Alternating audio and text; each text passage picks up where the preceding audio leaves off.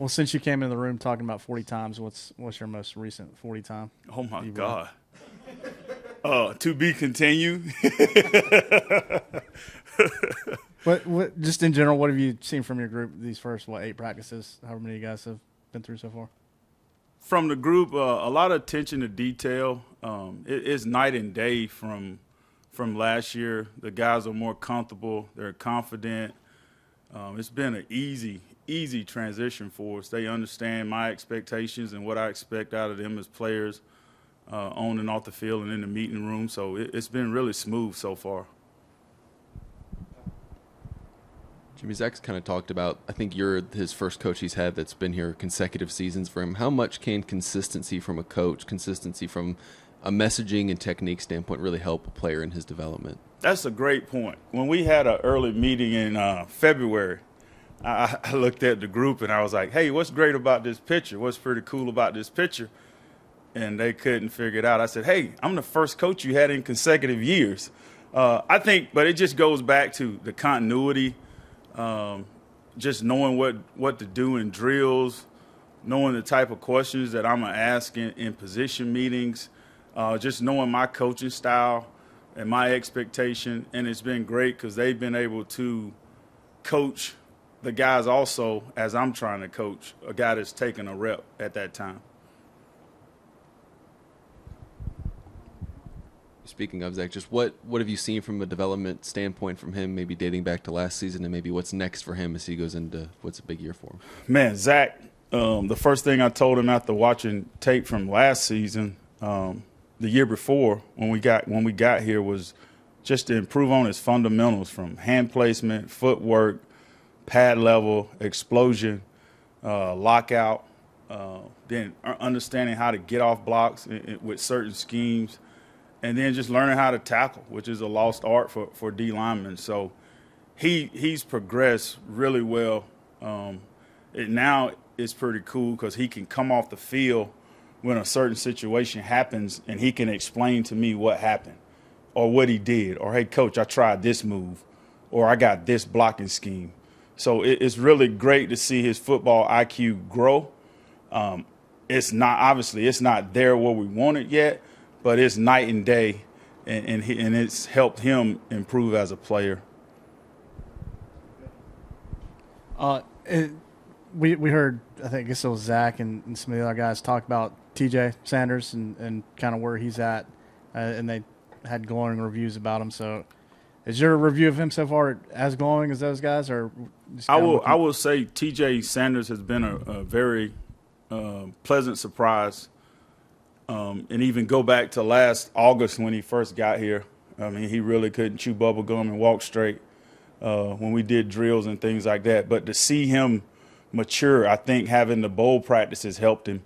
From August to December, when we went out in December to practice, and even Nick Barrett as well, those two freshmen looked totally different. And then he's just kept building on that through the offseason, January, February, and the spring ball. He's doing some really nice things. Now we got to get him to the games and see him do it in live situations when it counts. Jimmy, obviously you worked with Clayton at Western Kentucky and obviously now again. I guess just what do you kind of remember about working with him then, and maybe what were your kind of first interactions with him there, and what's it been like, working with him again now and into your second year as well? The most amazing thing, and this is from the observation from our head coach when we were at Western Kentucky together, Mike Sanford, was just our continuity. Like, he can call a coverage, and just from being with him so long, I know what front matches with that coverage. So it's just a comfort level, and we're really thinking the same stuff a lot. I can answer his questions sometimes when he's asking me something, and he can vice versa. So I just think it's a continuity. And Coach White does a phenomenal job from an organizational standpoint, putting assistant coaches in roles to lead the defense. Do you remember the first time you met Clayton or came across him or anything like that? First time I met Clayton White, I was coaching at Gardner Webb. He was coaching at Western Carolina. I think that was 2003 or 4 maybe. We were getting ready to play a game before then. Jimmy Clayton's kind of talked about this defensive tackle group where you're able to kind of mix and match based off different skill sets and different situations. Just how nice is that luxury to have, and how much will you guys maybe mix or match during the season or even in the spring? Well, one thing Coach White talked to us as a defensive staff about and going into this season was finding roles for our players, our whole defense, and specifically in our room, just finding guys, I call them run stuffers, and then we get in our certain penny dime situations, we got our pass rushers in the game. So it's been pretty cool to designate those certain personnels and get packages that are designed to fit those guys and their talents.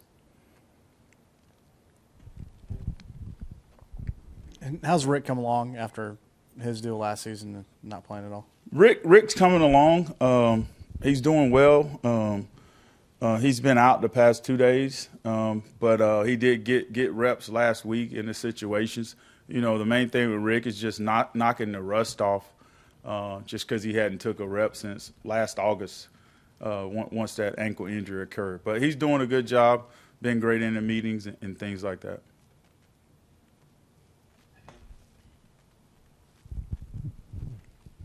Jimmy, you kind of touched on it, but obviously the Jordan Strawn and Birch are stepping into bigger roles, and what have you kind of seen from those guys, if at all, and working with your guys as well, and how have they kind of adjusted with that group as well? And again, guys like Zach Pickens also being in a bigger role again this year. How have those guys kind of adjusted?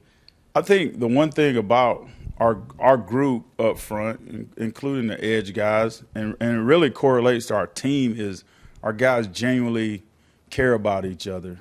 They do things together. So it's just a comfort level with each other when they're out there on the field. Jordan Birch and Jordan Strong, they're very talented players for us on the edge. Coach Lucas does a great job with those guys, and I'm excited to see them continue to grow.